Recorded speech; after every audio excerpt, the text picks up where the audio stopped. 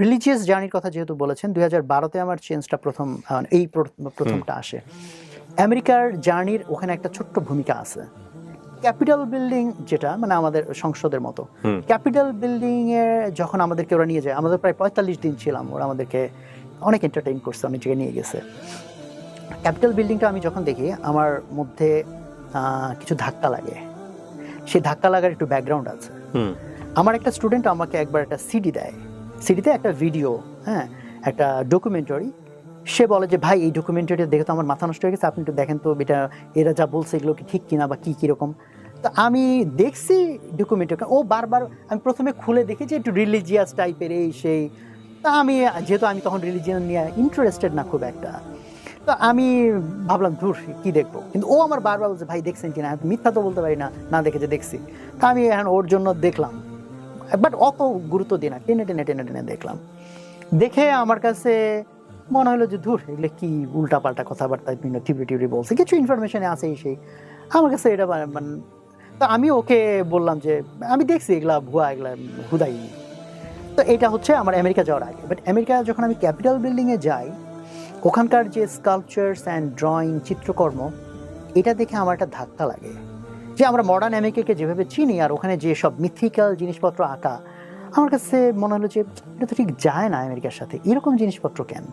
তখন আমার ওই ডকুমেন্টারিটার কথা মনে পড়ে, কারণ ওখানে এইরকম অনেক কিছু দেখাইছে, যেগুলো তখন আমার কাছে মনে হলো ওয়েল, মানে এটা মনে হয় আমার একটু আবার দেখা দরকার। আমি then second time, third time. এটা কি মানে কোনো রিনা এখন পাওয়া যাবে? না, এখন পাওয়া যায় না, ওটা এখন সিডির যুগে ছিল। হ্যাঁ, সিডির যুগে ছিল, এবং ইউটিউবেও তারা আপলোড করেছিল, বাট ওটা অনেকবারই গায়েব করে দেওয়া হয়েছে ডকুমেন্টারিটা। হ্যাঁ, ডকুমেন্টারি গায়েব করে দেওয়া হয়েছে। সেটা অনেক কারণে হইতে পারে, ইভেন কপিরাইটের কারণে হইতে পারে, কারণ ওইখানে ওদের বিভিন্ন জায়গায় বিভিন্ন মুভির সিনারি ছিল, বিভিন্ন কার্টুন অনেক কিছুর ইয়ে ছিল, তো মানে তো এই কারণে কপিরাইট কারণে হইতে পারে। বাট একটা লজিক্যাল ফ্রেমওয়ার্ক দাঁড় করাইছে ওরা ডকুমেন্টারির মধ্যে দিয়ে রিলিজিয়নের পক্ষে।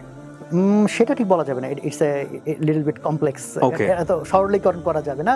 আর আমি এটার এত ডেপথে গিয়ে সব বলতেও পারবো না, বিকজ আমি লাস্ট টাইম যাদেরকে, এই যে আমার এই ট্রান্সফরমেশনটুকু, যে অ্যাগনিস্টিক থেকে আমি কিভাবে রিলিজিয়াস হইলাম, লাস্ট যাদেরকে বলার চেষ্টা করছি বা বলছি, যারা শুধু বেসিক ক্লু বলতে প্রায় 8 ঘন্টা লাগছে, 7 থেকে 8 ঘন্টা লাগছে, জাস্ট বেসিক ক্লু বলতে। যে অনেকেরই আগ্রহ থাকবে যে কোথায় পাওয়া যাবে ওটা, তাহলে না, ডকুমেন্ট নামটাও এখন না বলি। তো ওখানে অনেক কন্ট্রোভার্সিয়াল অনেক কিছু ছিল, বাট ওইটা ডকুমেন্টারি আমাকে চেঞ্জ করে দিচ্ছে তা না, মানে ওখান থেকে প্রথম আমি কিছু ক্লু পাই, কিছু জিনিসের সন্ধান পাই, যেটা আমার কাছে ইন্টারেস্টিং মনে হয়। দেন আমি যখন ইউটিউবে পরে সার্চ করি, তখন আমি ভাবলাম যে ওয়েল, এখানে যেহেতু এত কন্ট্রোভার্সিয়াল কথাবার্তা, তো ইউটিউবের কমেন্ট সেকশনে গেলে তো আমি দেখবো যে পক্ষে কে বলছে, বিপক্ষে কে বলছে। তারপর গিয়ে দেখলাম কিছুদিন পর ইউটিউব থেকে পুরো জিনিস উধাও হয়ে গেছে, নেটের কোথাও এই জিনিস নাই। Then I become more curious, কেন এটা উধাও হয়ে গেল। তো এটা একটা ক্লু। দেন আমি বেশ কিছু, অ্যাকচুয়ালি আল্লাহ, মানে আল্লাহর হেল্প ছাড়া তো কিছু হয় না, আল্লাহ পাথ ডিজাইন করে রাখে হয়তো। তো এরপরে আমি তো এমনিতেই অনেক রকম পড়ালেখা আগে থেকেই করি, ক্যাপিটাল বিল্ডিং এর গিয়েছেন আপনি? হ্যাঁ, অনেক রকম টুকটাক পড়ালেখা করি। তো আমি যে বিভিন্ন রকম পড়ালেখা করতে করতে আর এই সব জিনিসপত্র যখন আমার মাথার মধ্যে ঢুকলো, কিছু কিওয়ার্ড, কিছু আমি তখনও এটাকে সিরিয়াসলি নিচ্ছি না, বাট কিছু কিওয়ার্ড মনে হলো আই ক্যান ভেরিফাই, আমি জাস্টিফাই করি যে হ্যাঁ, উনি বলতেছেন এটা এরকম, ওটা ওরকম, আসলে কি। তখন অ্যাকচুয়ালি 3টা টপিক ঘাটতে গিয়ে আমার রিলিজিয়নের দিকে আসা। সো আমি ওই 3টা টপিকের কিছু কোয়েশ্চেন্সগুলো জাস্ট বলবো দর্শকদের জন্য, অ্যান্সার বলার সুযোগ নাই, আর অ্যান্সার এরকম পাবলিকলি আমি আসলে বলতে চাইও না, বিকজ এটা দর্শক বুঝে কথা বলতে হবে। Exactly, agreed. তো ওখানে 3টা কোয়েশ্চেনের মধ্যে একটা ছিল, I became very fascinated about ancient টেকনোলজিও বলতে পারেন।